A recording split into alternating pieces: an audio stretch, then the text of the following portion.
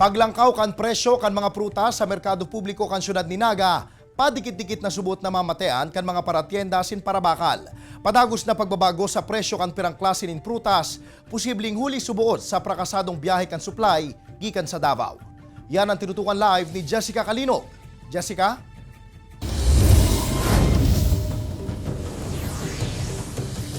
Jessie, tulong aldaw antes ang kapaskuhan no tarana kan mga fruit vendors sa Naga City People's Mall ang paglangkaw sa presyo kan pirang klase nin prutas. Saro sa mga paghihiling na rason kainian prakasadong biyahe kan mga prutas hali sa pirang supplier. Mantang paparanin na ang kapaskuhan, padikit-dikit naman subuot ang paglangkaw kan presyo kan man iba-ibang klase nin prutas sa hilera kan prutasan sa parteng ini kan merkado publiko kan syudad ni Naga. Ang seedless grapes nag-abot na sa 280 pesos ang kada kilo, mantang ang kilo kan ordinaryong grapes an 180 pesos. Ang super kiat-kiat nasa 100 pesos ang kada kilo, sanggatos pesos man ang kada net kan ordinaryong kiat-kiat. Mantang 60 pesos man ang kada kilo kan dalandan asin papaya.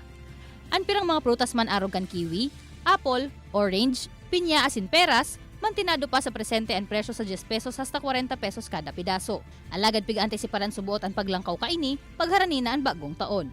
Arog man kaini ang paglalaomang pagbabago sa presyo kan guyabano asin Lokban Davao, nangunyan 120 pesos ang kada kilo. Alagad pwedeng magin 150 pesos ang kilo pagkatapos kan Pasko. Ang 70 pesos kada kilo man na presyo kan lakatan, posibleng magin 90 pesos. 100 pesos man ngunyan ang presyo kan kada kilo kan melon na pwedeng magpatak sa 120 hasta 130 pesos ang kada kilo. Mantang ang mangga ngunyan nasa 200 pesos na ang kilo, pigante si para na magiging 350 pesos. Nag-o-preser naman ngunyan ni nakabasket naman iba-ibang klase nin prutas sa presyong 700 pesos kada basket. Asin pwede naman na ipapatos ini, depende sa okasyon. Nganing makatipid-tipid, inina na ang pigbakal ni Marisol Navarro para pang-offer sa saindang Thanksgiving Mass. Medyo nagmahal na siguro season na para sa Christmas. Pero okay lang po.